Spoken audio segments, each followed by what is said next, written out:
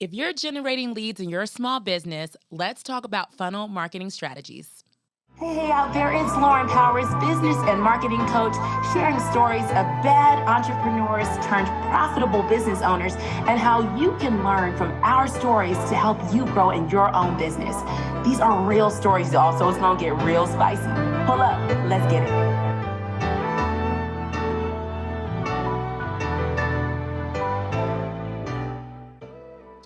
Here we go again for another episode of the Bad Entrepreneur Podcast, where we are sharing all kinds of tips and strategies to help you thrive in your small business, starting with some of our own personal stories, and then just giving you all the details you know so you can win.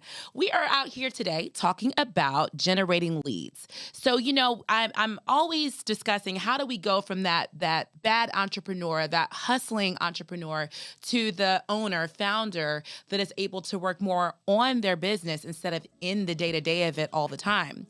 One thing that all of our businesses need in order to thrive, to win, is we need sales. We need leads. We need warm bodies of some sort, whether we're dealing with the warm bodies, in person or online or selling tickets or some sort of sales matter, right? So when we're generating leads or lead generating, I don't know if you guys have ever heard of funnel marketing. And if you can kind of imagine like an upside down triangle, that is your sales funnel for leads.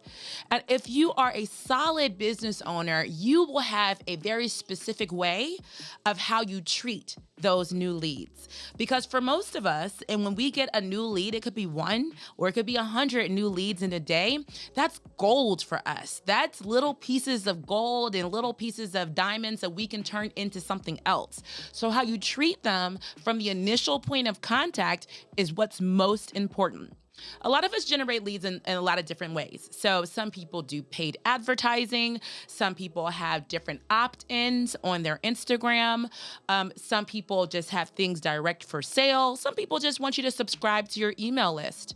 There's all kinds of different ways to generate leads. Depending on your small business, it is how you handle them. All right, so let's talk about the very top of that triangle, all right? That's the top of the funnel. Because our goal is to get them from the top of the funnel all the way down to the smallest part where they're warm, hot, and ready to buy. And now the most common thing I want you guys to think about is how many times it takes for people to see you before they begin to actually know you, like you, trust you, and eventually buy from you. In the old days, someone would have to see you an average of 7 times, okay? 7 times before they're like, you know what? Not even going to make a purchase necessarily, but I'm just going to subscribe to your list, or I'm going to fill out a form, or I may call and leave a message, some sort of like kind of low level conversion. Now, with all of the information and the rate at which humans are consuming information on a day-to-day basis, y'all, it ain't 7 times. It ain't 14 times. It is almost 30 times that someone needs to see you at the top of your funnel, or it's the coldest, most non-committal place to live, before they actually take an action. And at that point, it may not even be to buy something. So depending on the setup of your business, what is the easiest way that people can get into your world so they can start to know more about you? We also call this nurturing.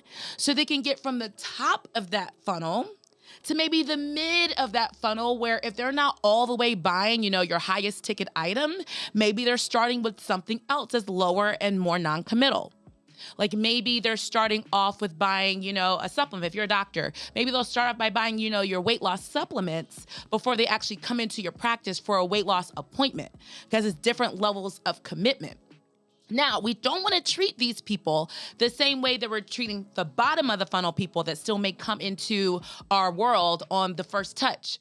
For example, if you are, let's say, you have a studio, right? You have a very private studio that you don't necessarily want a lot of people kind of in and out your studio. You want to control the space. So therefore, you kind of are on a referral-based system. That's the best possible lead you can ever have, right? Someone who literally just, it's wrapped, bundled, pressed, and ready to go. You probably have a group text introduction, or maybe even an email introduction. Those are the best possible leads you can possibly get, right? So how are you treating those leads differently than you're treating the top of funnel person that you're still trying to sell on who you are as a business? You still need a strategy to handle both.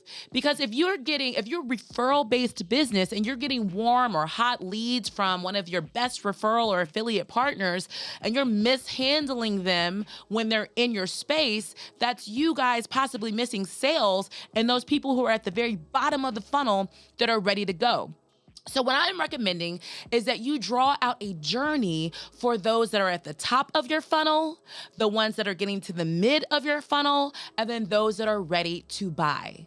So to give you a different example, if we're talking at the very, very top, maybe that's something cold. Maybe if you are, a health expert or a fitness coach, maybe the coldest thing that someone can do is opt into your 21-day free challenge. And inside of that 21-day free challenge, because you have systems and you're set up to automate, somebody can experience your 21-day weight loss challenge without even necessarily having to meet you, but they're getting a taste and a tidbit of how you run your business and how you prove results, right? So they're in the 21-day challenge, you're email marketing to them, they possibly even joined a free Facebook group with lots of wellness tips and weight loss tips, and you're email marketing and dripping them information day by day by day. So now at the end of that 21 days, they've moved from top of funnel to where? Down to the mid funnel. Maybe they lost 5 pounds. Sure enough, it may be water weight, but now you have the doors of the church ready to open and they may be ready to buy. Are they ready for your $1,500 weight loss program? Maybe not. But maybe you have a lower ticket item that's a little bit more than free that you can charge them before you get them into your hottest item ever, right? So you nurture the mid funnel, the challengers that completed your challenge, nurture them differently. And then once they are really in your space and now they're engaging with you on Instagram, they're starting to click some of the links in your bio, that's when you hit them hard with, set up a call. Now it's time for me to really sell you on my higher ticket product and get you deeper into my funnel for my products and services, all right? So what we just reviewed was your top, mid, and low funnel marketing and how you can nurture your leads differently to provide different results. We know we always need leads coming in, so you want to keep that funnel open, right? And just be prepared to nurture them all the way until they're ready to buy. All right, so now that you're expert marketers, go ahead and like, share, and subscribe to the Bad Entrepreneur podcast. You can also find me on Instagram. I'm nutty over there at I am Lauren Powers. I'll see y'all next Monday. The Bad Entrepreneur podcast. After all, we can't run from my past. Talk about it. Bad Entrepreneur podcast. Let's talk about it. The Bad Entrepreneur podcast.